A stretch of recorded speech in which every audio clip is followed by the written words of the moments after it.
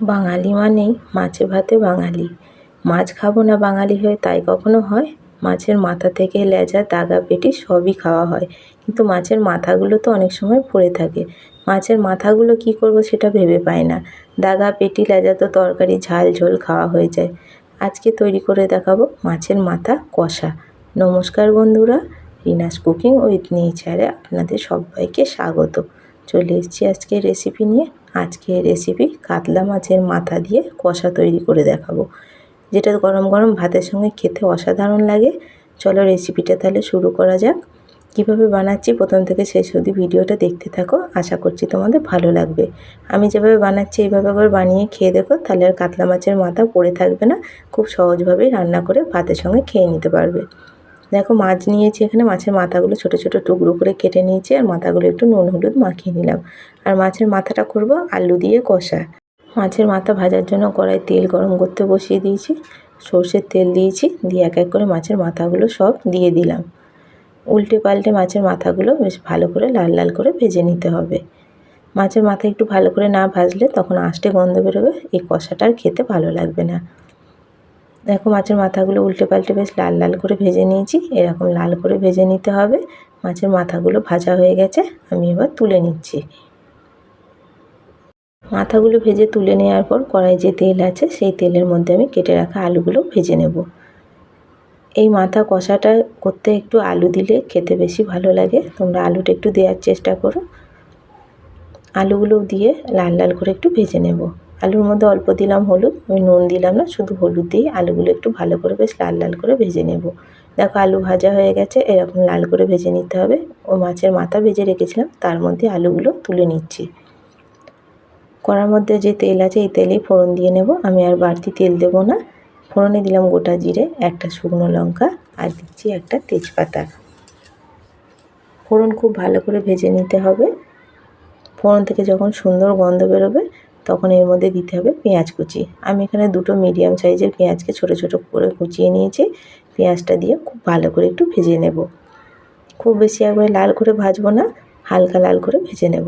অল্প দিলাম নুন, এতে করে পেঁয়াজটা তাড়াতাড়ি নরম হয়ে যাবে, ভাজাও হয়ে যাবে। পেঁয়াজ ভেজে নিয়েছি, পেঁয়াজ ভাজার মধ্যে এবার দিচ্ছি একটা টমেটো কুচি। টমেটো কুচিটা দিয়ে একটুখানি নাড়াচাড়া করে এর মধ্যে দিলাম কয়েকটা চেরা কাঁচা লঙ্কা। তোমরা লঙ্কার যেমন ঝাল খাবে সেই রকম পরিমাণে লঙ্কা দিয়ে আমি এখানে 4-5টা কাঁচা লঙ্কা দিয়েছি।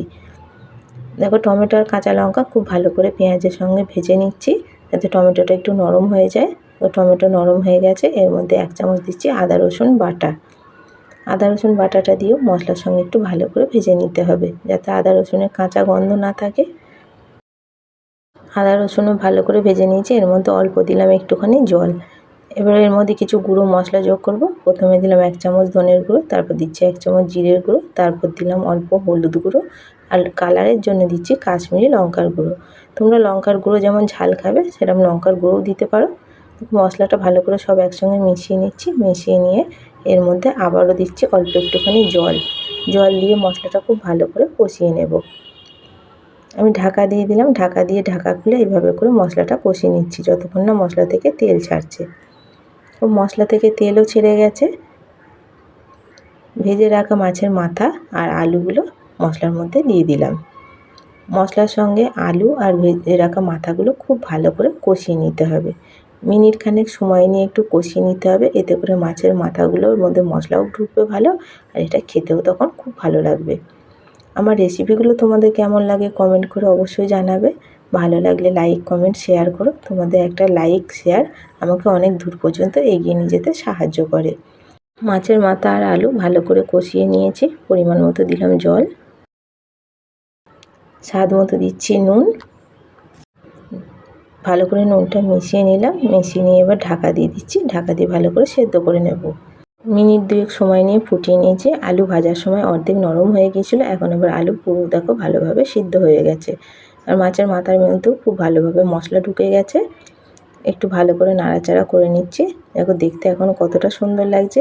আমি যেভাবে বানাচ্ছি এইভাবে একবার মাছের মাথা দিয়ে আলু দিয়ে কষাটা করে দেখো, খেতে অসাধারণ লাগে। একবার খেলে বারবার এইভাবে একটু খেতে ইচ্ছে করবে। অল্প দিলাম একটুখানি গরম মশলার গুঁড়ো। গরম মশলার গুঁড়োটা দিয়ে খুব ভালো করে মিশিয়ে নিচ্ছি।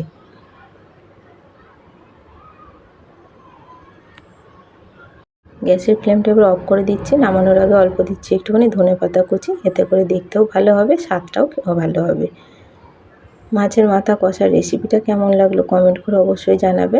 গরম গরম মাছের মাথা কষা পরিবেশনের জন্য একদম রেডি হয়ে গেছে। এইভাবে কাতলা মাছের কষাটা বানালে দেখবে মাংসের প্রয়োজন পড়বে না, এই এক পদ দিয়ে ভাত খাওয়া হয়ে যাবে। কাতলা মাছের মাথা কষার রেসিপিটা কেমন লাগলো কমেন্ট করে অবশ্যই জানাবে। রেসিপিটা ভালো লাগলে লাইক কমেন্ট শেয়ার করো, আর চ্যানেলে নতুন বন্ধু হয়ে থাকলে চ্যানেলটা সাবস্ক্রাইব করার অনুরোধ রইল। পাশে থাকা বেল আইকনটা অবশ্যই প্রেস করে দেবে। আমার চ্যানেলে নতুন কোনো ভিডিও আপলোড করলে ভিডিও নোটিফিকেশান সবার আগে তোমাদের কাছে পৌঁছে যাবে। ফিরে আসবো আবার অন্য কোনো রেসিপি নিয়ে।